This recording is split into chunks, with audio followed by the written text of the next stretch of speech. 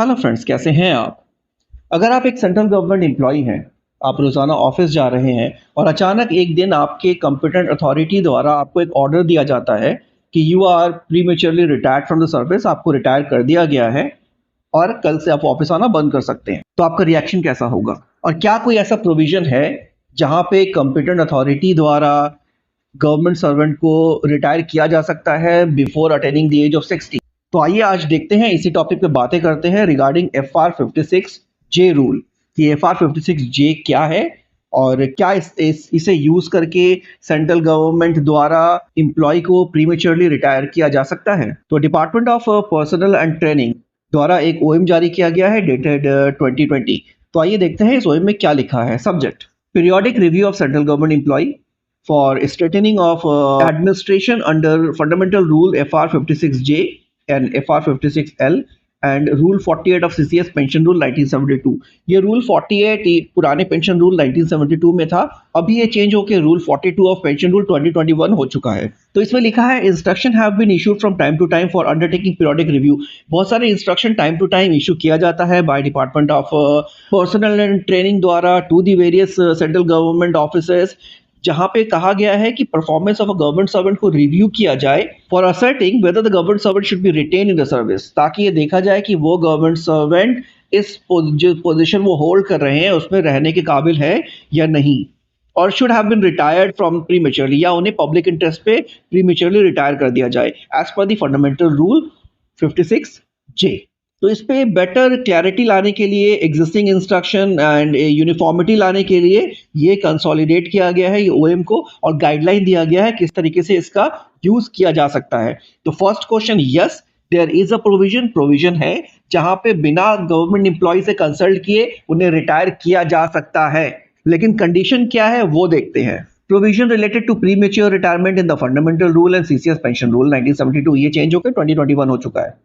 The appropriate authority has the absolute right, जो appropriate authority है उनके पास absolute right है to retire a government servant को retire कर सकते हैं under FR 56J and 58 FR 56L या फिर rule 42 of CCS pension rule 2021 as a case में बी, अगर उनको लगता है ये पब्लिक इंटरेस्ट में करना है तो देखते हैं FR 56J क्या है। The appropriate authority shall in the opinion that it is public interest, अगर वो पब्लिक इंटरेस्ट में appropriate authority को लगता है कि ये करना जरूरी है, the absolute right, उनके पास complete right है to retire any government servant, किसी भी गवर्नमेंट सर्वेंट को वो रिटायर कर सकते हैं by giving him a notice, उन्हें एक नोटिस देके, simply a notice of not less than 3 months in writing, कि 3 महीने में आप रिटायर हो जाएंगे, या फिर सेम डे उन्हें रिटायर कर सकते हैं by giving 3 months पे एंड अलाउंसेस देके उन्हें सेम डे आप रिटायर कर सकते हैं। किनको रिटायर कर सकते हैं? अगर कोई गवर्नमेंट सर्वेंट ग्रुप ए या ग्रुप बी ऑफिशियल है, सब्सटैटिव पोस्ट में है या क्वासी परमानेंट है या टेम्पररी है, उन्होंने गवर्नमेंट जॉब उन्हें आए इस सर्विस में before attaining the age of 35 से पहले वो गवर्नमेंट सर्विस में आए और अभी उनका 50 ईयर्स हो चुका है for group A and group B.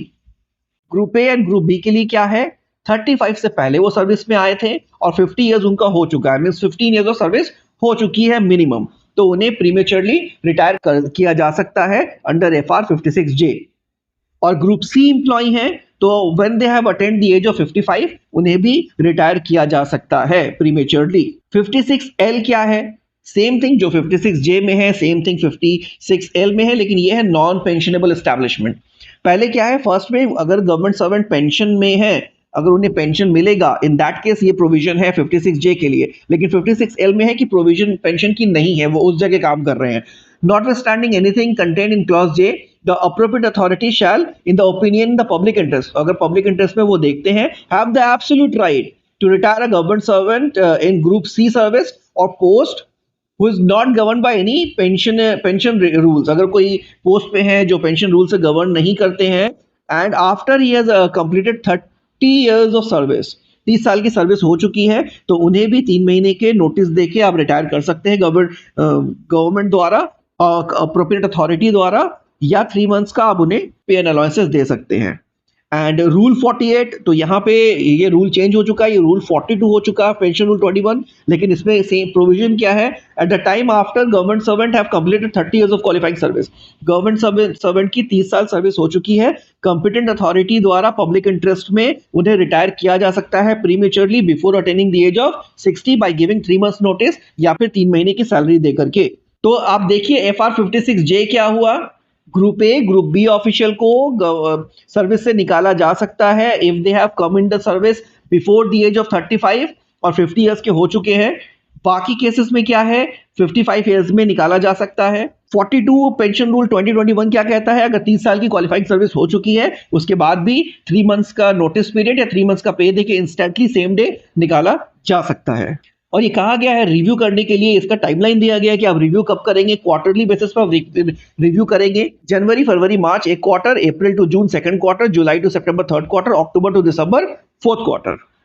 और कौन से केसेस देखेंगे आप इसमें, July to September of the same year, ये जो क्राइटेरिया दिया है ऊपर, when the government servant of group A and group B coming to the service after 35 years, attaining the age of 50 years या फिर 55 years या फिर attaining the age of 50 years under rule 42 of pension rule, ये वो criteria देखते हैं जुलाई to सितंबर में कितने गवर्नमेंट सर्वेंट इस क्राइटेरिया में आते हैं, तो जनवरी टू मार्च में उनका रिव्यू किया जाएगा।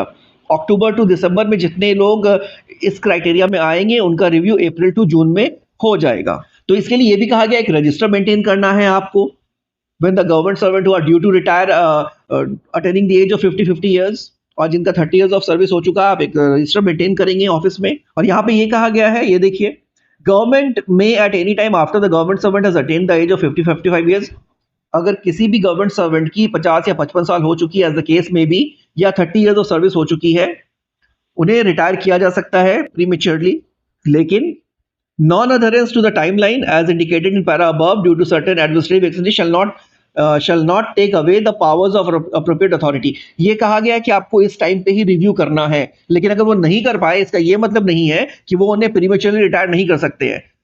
अगर somehow ये टाइमलाइन मेंटेन नहीं हो पाया, even after that prematurely retire कर सकते हैं।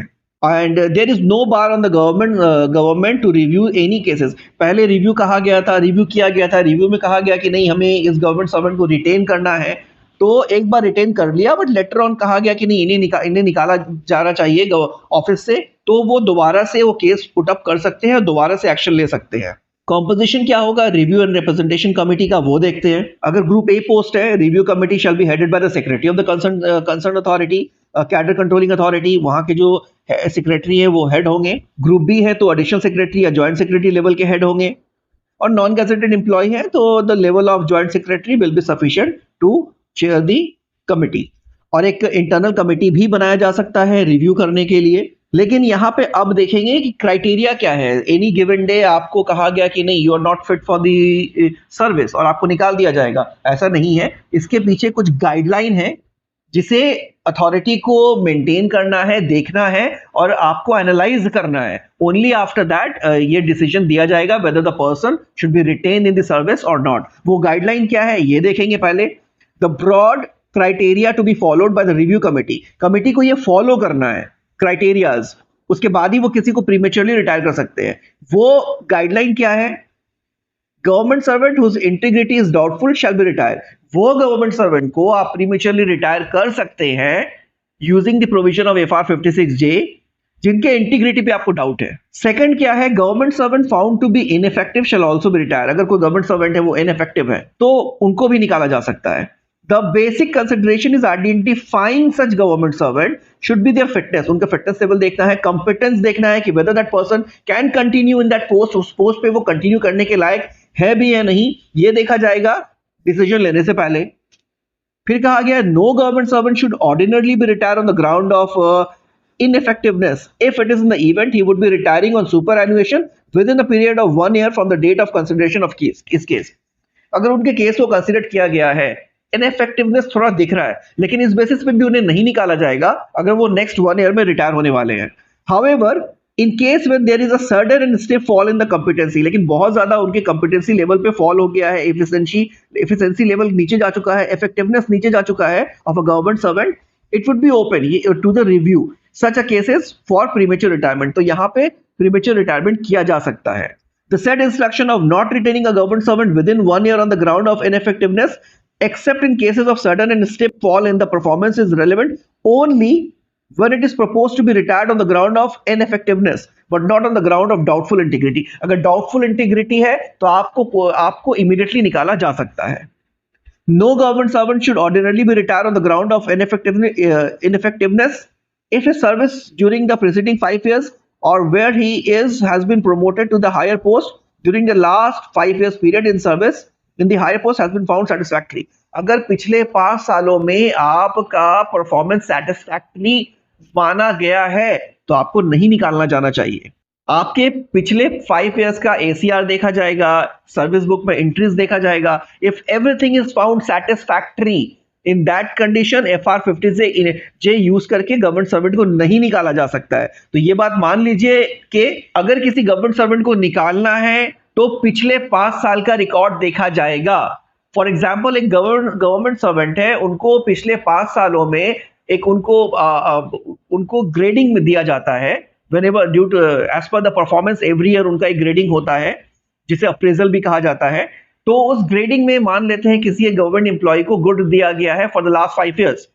अचानक से रिव्यू कमेटी ये नहीं कह सकती कि इनका परफॉर्मेंस डाउन हो गया and we have to remove the person, क्योंकि पिछले 5 सालों में उनका परफॉर्मेंस कंटिन्यूअसली गुड आ रहा है या फिर कंटिन्यूअसली वेरी गुड आ रहा है. तो ऐसे गवर्नमेंट सर्वेंट को आप ये रूल के थ्रू बाहर नहीं निकाल सकते हैं ये कह के कि इनका परफॉर्मेंस ठीक नहीं है, क्योंकि पिछले 5 सालों का परफॉर्मेंस देखा जाएगा. अब यहाँ पे कुछ सुप्रीम कोर्ट का जजमेंट भी आ चुका है इस मैटर पे, तो आइए वो भी देखते हैं जिसे इस OM में डाला गया है.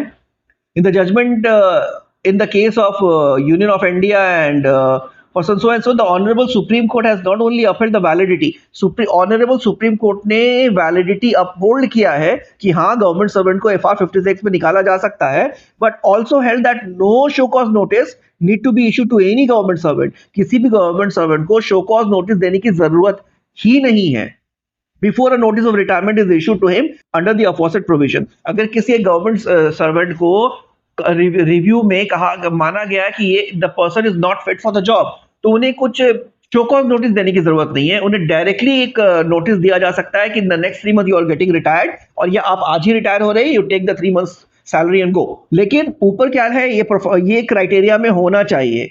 अगर रिव्यू कमेटी आई है तो ये क्राइटेरिया देखना है कि पिछले 5 सालों में परफॉर्मेंस कैसा है.